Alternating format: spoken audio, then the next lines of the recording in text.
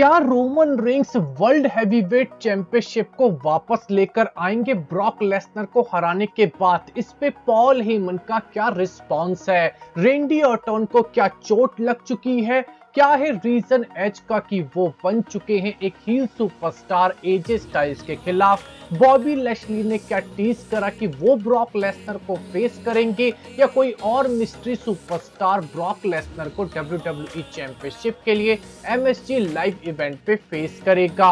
क्या Cody Rhodes हमें Kevin Owens को फेस करते हुए दिख सकते हैं? क्या स्टोन कोल्ड स्टीव ऑस्टिन की हाइप सब कुछ बेकार है? होगा दोस्तों काफी कुछ इस वीडियो में रिवील। मेरा नाम है नितिश वशिष्ठ एंड आप देख रहे हैं WWE हिंदी एम्पायर चैनल। सबसे पहले दोस्तों बात करेंगे इस वीडियो में रेंडी ऑर्टन के बारे में। Randy Orton Monday night Raw पे RK bro versus street profits के टैग टीम मैच में इंजर्ड हो गए।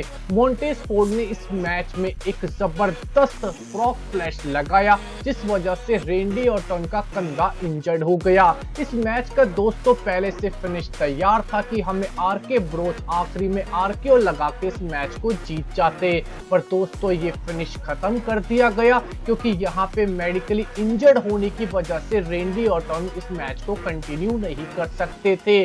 पर दोस्तों अब रेंडी ऑर्टन के मंडे नाइट रॉ खत्म होने के बाद उनकी इंजरी अपडेट क्या आई है? दोस्तों रेंडी ऑर्टन पे इंजरी अपडेट आई है कि रेंडी ऑर्टन जेन्युइनली हमें मंडे नाइट रॉ पे इंजर्ड होते हुए दिखे थे, पर उनकी इंजरी इतनी बड़ी नहीं है। और मोंटेज फोर्ड ने खुद सोशल मीडिया पे इशारा करा कि मंडे नाइट रॉ के बाद रेंडी ऑर्टन सही थे और कोई भी ज्यादा बुरा प्रभाव यानी कि हीट हमें मोंटेज फोर्ड पे बैक स्टेज देखने को नहीं मिली, क्योंकि सबका मानना है कि शिट हैपेंस, कभी कभी होता है। और यही मोंटेज फोर्ड का फ्रॉग फ्लैश के साथ रेंडी ऑर्टन के साथ हो गया था, यानी कि रेंडी ऑर्टन ठीक है और उनका रेसलमेनिया 38 का मैच अभी भी खतरे में नहीं है। अब बात करेंगे दोस्तों Rated R Superstar Edge versus AJ Styles के बारे में। रेटेड आर सुपरस्टार एज ने एजे स्टाइल्स के खिलाफ अपना हील टर्न लिया जो काफी ज्यादा सरप्राइजिंग था। दोस्तों इसके पीछे लॉजिक दिया विंस रूसो ने। विंस रूसो ने कहा कि रेटेड आर सुपरस्टार एज ने एजे स्टाइल्स के खिलाफ हील टर्न क्यों लिया, क्योंकि एजे स्टाइल्स अभी हील सुपरस्टार से एक बेबी फेस सुपरस्टार बने हैं और रेटेड आर सुपरस्टार एज जब से अपनी रिटर्न करी है WWE में एक बेबी फेस सुपरस्टार के तौर पे ही परफॉर्म कर रहे हैं। पर रेटेड आर सुपरस्टार को हमेशा से ही अल्टीमेट अपॉर्चुनिटी सुपरस्टार कहा जाता है और अब उनकी इसी द्वारा से कैरेक्टर गिमिक को वापस लाने के लिए उनका कैरेक्टर चेंज होना जरूरी था और उनका एक क्रेजी मैन की तरह एक्ट करना भी बिल्कुल सही था। यानी कि दोस्तों रेटेड आर सुपरस्टार एज का ये कैरेक्टर अब ज्यादा कामयाब हो सकता है एजे स्टाइल्स के खिलाफ भी और उनके आने वाले करियर में भी, जहां पे वो कई चैंपियनशिप्स जीतते हुए दिख सकते हैं। अब बात करते हैं दोस्तों बियांका बेलेयर और बेकी लिंच के बीच में। बेकी लिंच को बियांका बेलेयर ने मंडे नाइट रॉ से अपने बालों से पीटा।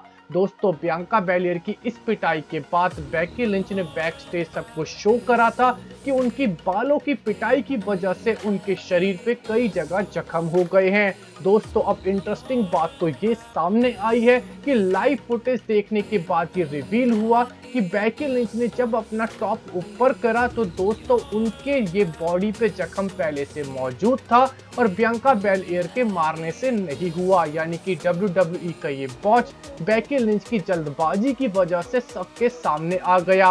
पर बेकी लिंच ने सोशल मीडिया पे साफ करा कि बेशक बियांका बेलेयर ने अपने बालों से मेरी पिटाई करी हो पर उसके हाथों में इतना दम नहीं कि वो मुझे हरा के रॉकी वुमेन्स चैंपियनशिप जीत सके। इसके बाद दोस्तों हम पे अगली अपडेट है बॉबी लैशली के बारे में। बॉबी लैशली ने दोस्तों टीज करा है कि 5 मार्च 2022 को MSG के लाइव इवेंट पे बॉबी लैशली ही अपनी रिटर्न करेंगे और वो ही ब्रॉक लेसनर को WWE चैंपियनशिप मैच में फेस करेंगे।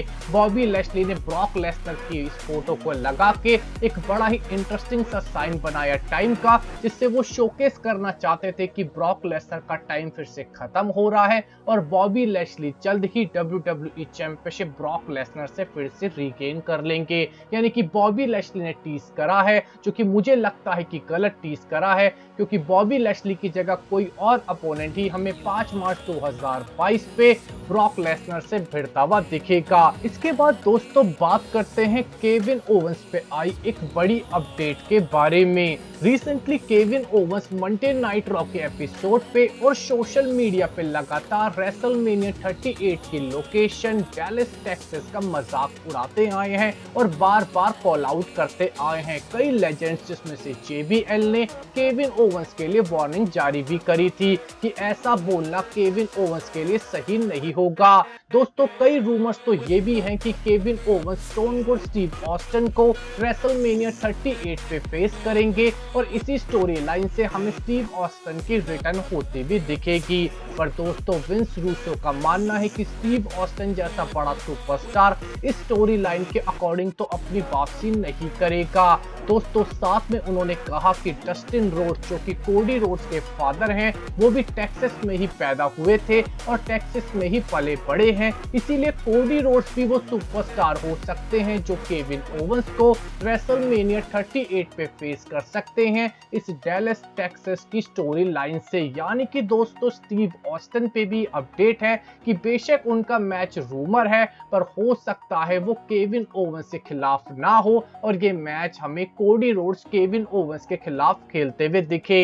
इसके अलावा दोस्तों हमें काफी मेजर अपडेट ट्रिपल एच के स्टेटस पे देखने को मिली कि वो रेसलमेनिया 38 पे परफॉर्म करेंगे या नहीं करेंगे। दोस्तों डेव मेल्टर ने रिवील करा कि ट्रिपल एच के दिल की कंडीशन अभी भी काफी नाजुक है और वो बिजनेस एक्टिविटीज में तो पार्टिसिपेट कर सकते हैं पर किसी मैच में पार्टिसिपेट नहीं कर सकते, इसीलिए रेसलमेनिया 38 पे ट्रिपल एच की कोई भी फिजिकल एक्टिविटी में इन्वॉल्व होने की उम्मीद नहीं है। इसीलिए Cody Rhodes versus triple H की स्टोरी लाइन को तो हवा भी नहीं देनी चाहिए। यानी कि ट्रिपल एच का रेसलमेनिया 38 का स्टेटस है कि हमें ट्रिपल एच वहां पे फाइट करते हुए या इवन अपेयर होते हुए भी नहीं दिखेंगे।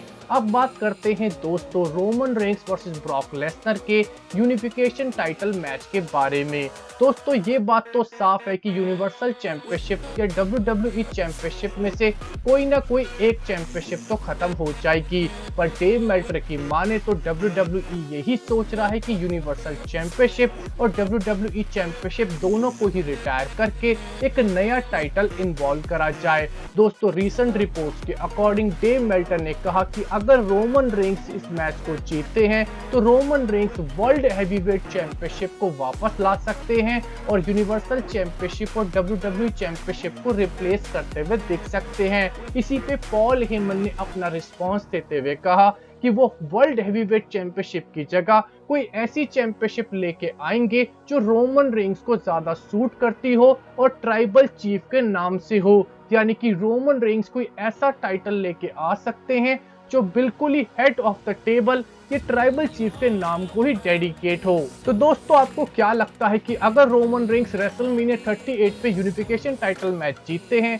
तो उन्हें अपने टाइटल का क्या नाम रखना चाहिए? कमेंट सेक्शन में जरूर बताइएगा। हमारे वीडियो को देखने बहुत बहुत शुक्रिया। हमारे चैनल को सब्सक्राइब करके लाइक एंड शेयर आपका बहुत बहुत धन्यवाद।